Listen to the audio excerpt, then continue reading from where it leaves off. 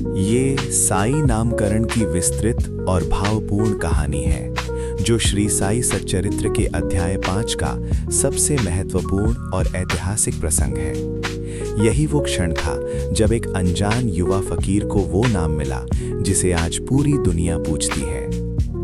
आओ साईं, एक नाम एक पहचान। विस्तृत कथा। 1। बारात का शिरडी की ओर प्रस्थान। बात उन दिनों की है जब बाबा औरंगाबाद जिले के धूप गांव में चांद पाटिल के साथ रह रहे थे। चांद पाटिल की पत्नी के भाई यानी साले की शादी शिरडी की एक लड़की से तय हुई थी। शादी की तारीख पास आ गई और धूप गांव से एक बड़ी बारात शिरडी जाने के लिए तैयार हुई। चांद पाटिल बाबा से बहुत प्रभावित थे और उन्हें अपने परिवार का हिस्सा मानते थे। उन्होंने बाबा से आग्रह किया, आपको भी हमारे साथ चलना होगा। बाबा पहले तो मुस्कुराए, फिर उन्होंने हामी भर दी। बैलगाड़ियों का एक लंबा काफिला सजाया गया। धूल उड़ाती, घंटियों की खनखनाहट और लोकगीतों के शोर के साथ बारात शिरडी के लिए निकल पड़ी। 2। खंडोबा मंदिर के पास पड़ाव। सफर पूरा करते करते बारात शिरडी गांव की सीमा यानी बाहरी इलाके तक पहुंच गई। उस समय शिरडी एक बहुत छोटा सा गांव था। गांव के प्रवेश द्वार पर खंडोबा का एक पुराना मंदिर था। मंदिर के पास ही एक खेत था जो भगत महालसापति का था और वहां एक विशाल बड़ यानी बरगद का पेड़ था। परंपरा के अनुसार बारात ने गांव में प्रवेश करने से पहले इसी जगह पर पड़ाव डाला। बैलगाड़ियां रोकी गईं, बैलों को खोला गया और बाराती आराम करने के लिए नीचे उतरने लगे। 3। वो दिव्य क्षण।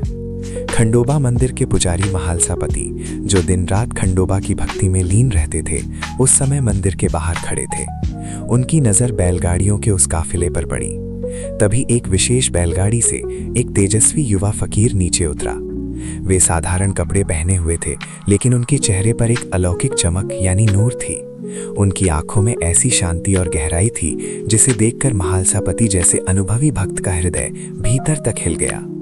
महालसापति को ऐसा महसूस हुआ जैसे साक्षात कोई महान संत या ईश्वर का रूप उनके आंगन में उतर आया हो।